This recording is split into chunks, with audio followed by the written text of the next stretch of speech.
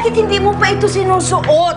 Oh, kailangan tayong mamili ng gamit ni Gwyneth. Hindi na siya pwedeng lumabas ngayon. Teka lang, hindi naman ako buntis eh. Ano bang inaalala mo, ha? Wala namang makakilala sa'yo sa labas. Eh, ho, bakit kailangan ko pa isuot to? Ay, mabuti na yung sigurado, ha? Maraming paparazzi dyan. Oh, kung may makapansin sa'yo na hindi ka buntis, sabi natin sa Maynila, buntis ka. Oh. Teka, ano ba talagang plano nyo? Naguguluhan na ho ako ah. Ang hina-hina talaga ng ulo mo, ano?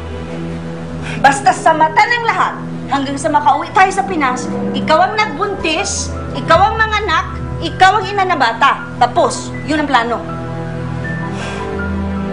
Pero, wala nang pero-pero. Sumunod ka na lang, ha? Binabayaran naman kita eh. Huwag ka nang mag-question ng desisyon ko. Pagkatapos ng moro-moro na ito, bigyan pa kita ng mas malaking bayad. ito oh, maganda ba to? Maganda, pero ano to yan? $50? Ang mahal naman yan. Naku, tigo 1,000 lang yun sa atin eh. Ito na lang, ito cute talaga. Ang cute. Anong ba? Ay, ang cute naman. Yes, I understand. Okay. Nakakatuwa naman. Kailan mo to? Oo nga. Hoy, kayong dalawa, ha? Nakuha niyo pa dyan na magsaya, ha? Kailan ikaw mapo ng gamot sa sakit ng ulo? Sumakit ang ulo ko sa pag-book ng mga feature shows mo. Kaya ikaw, Gwyneth, ha? Pagkapanganak mo, sexy ka na kaagad.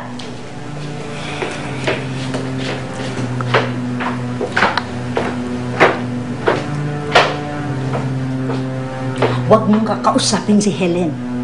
At huwag kang magtingin ng mga gamit dyan na pambata. Alam mo naman na hindi ikaw magpalaki nun. Hayaan mo na si Helen ang bumili ng gamit nun. Ma, wala naman sigurong Huwag ka masama nang ako. umirit. Basta ikaw ang magluwal ng bata, tapos karir mo lang isipin mo pagbalik natin sa Pilipinas. Baka hindi mo alam, mayroon dun bagong singer na sumisikat. Baka gusto mong malaos. Madali kang mapalita.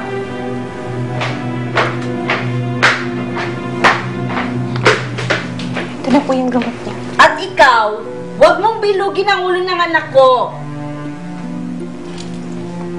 Tuloy pa rin ang plano natin. O ano? Where is my water? Ay, naku, Helen. Kumuha ka ng tubig.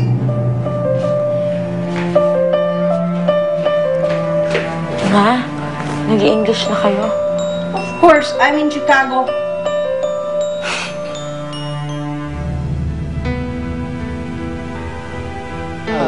The one and only Miss Gwyneth.